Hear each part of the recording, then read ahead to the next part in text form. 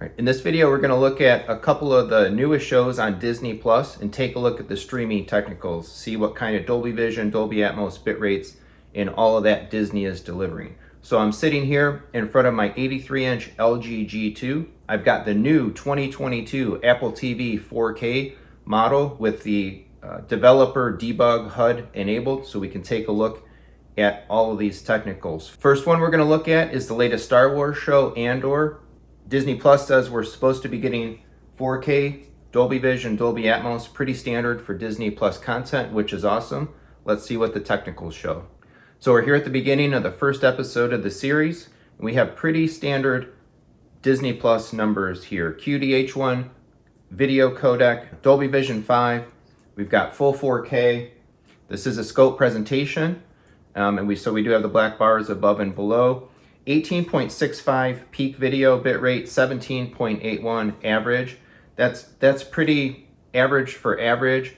We do like to see the peaks a little bit higher, and spoiler alert, a couple of the other shows we're going to look at hit much higher on the peaks. Not sure why, especially since this show has some dark elements in that to it, that they didn't go ahead and throw some extra bitrate at some of these scenes.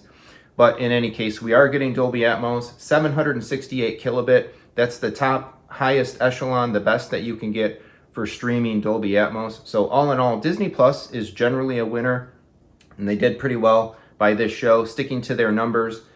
Unfortunately, just having the Apple TV, the 2022 new Apple TV, hasn't reflected anything higher in the bit rates versus kind of what we've seen in Disney Plus from other content. So that's Andor. Next, we'll take a look at the new movie they released. So a mix of movie content and series content here. Disenchanted, this just came out. Supposed to be getting the same metrics here. 4K, Ultra HD, Dolby Vision, Dolby Atmos. Let's see what we get. So a little better here on Disenchanted than Andor. QDH1, Dolby Vision 5 codecs, 4K, all the stuff that we would expect.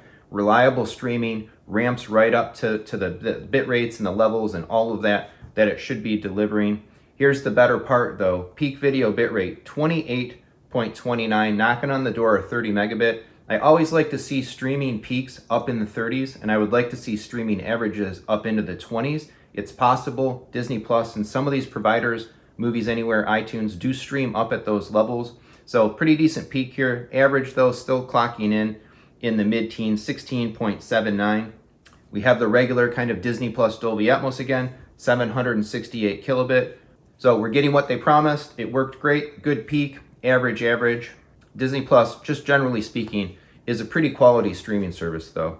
I'm usually always happy with what they deliver in their content. And things are just almost universally 4K, Dolby Vision HDR, and Dolby Atmos, which is great. All right, last one, since it's Christmas time, Marvel content, Guardians of the Galaxy Holiday Special. Haven't watched this yet, but same metrics, or we should be getting the same metrics here as advertised. 4K, Ultra HD, Dolby Vision, Dolby Atmos. Let's fire it up. And so pretty similar numbers here to Disenchanted. QDH1, video codec, Dolby Vision 5, 4K, Atmos, all that stuff. Peak video bitrate 27, average video bitrate 16.18.